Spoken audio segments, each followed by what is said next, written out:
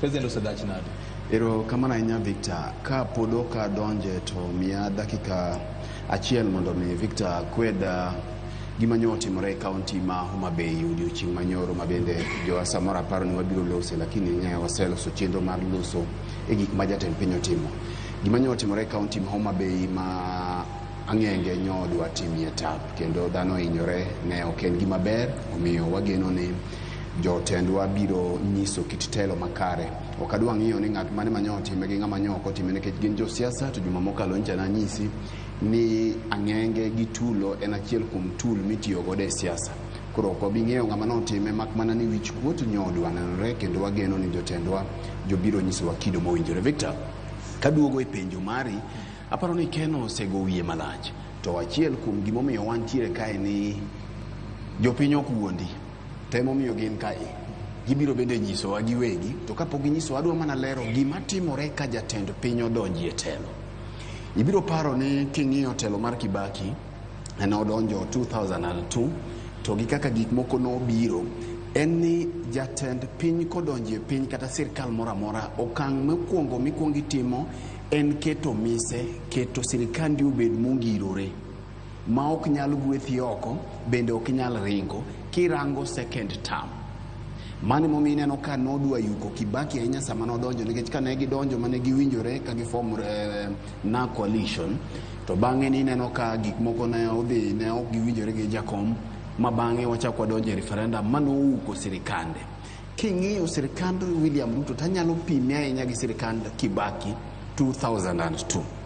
Imamiya pime en kama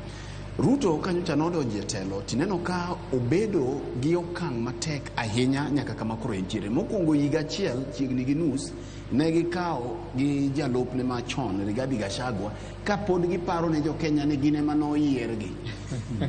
kapod giluorore ma kamoro amora ma Gachagua dhiye to Gachagua paro ni ng'eni an e deputy president. Dibed ni ne ok giyie ne ginyalo donjo e telo koso nang'o mane gitiyo gi thuolono mar siko paro ne oganda jo Kenya ni mimi ndio rais ne ok bas injo ka jatend piny koni mimi ndio rais kamoro bo owache nyaka ni ene ma en gi ligangla tiende ne ok ginindo gi lengo ni ne gidhi bedo president.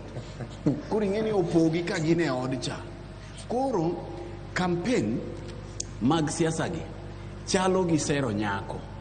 makidhi sero nyako mineno kotwecho maber ahinya Victor e wakwal siri kata dok ni kamera winjo kama. Koro en ni inyalo wacho ne weche te mikawo polo ikeli e piny minyise ni wang'ni to koro dhi manyuol e ndege kata ndiga pod ionge koko kanjana wacho ne juma mokalo kendo inyise weche madongo. Jo Kenya bende ok ng'i manifesto nikech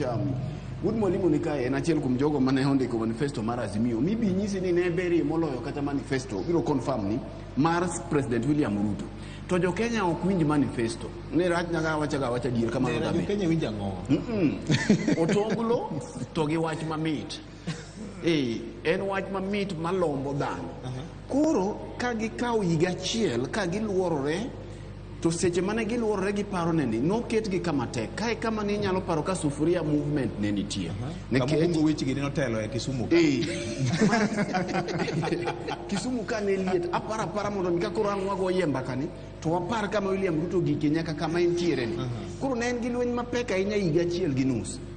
ko gin gi Gachagua giluorore giparo ne ji to seche ka bende jakom Raila Odinga gilangi no keto gi tesre ma Nairobi ne liet Kisumu ne liet jo Kisumu ne ni kae ka dhano rwako sufuria e wigi wacho ni William nyaka dhi mano higa achiel gi nus osedhi ka pod opara ne ji pok ochako tich ka mano rumo ni to ka gi chalo gima gidwa riwre gi ODM koro gi Azimio matin to Gen Z odonjo 2024. Gen Z ni nouko William noyuke modhi owe ka tiende ge odwa huyo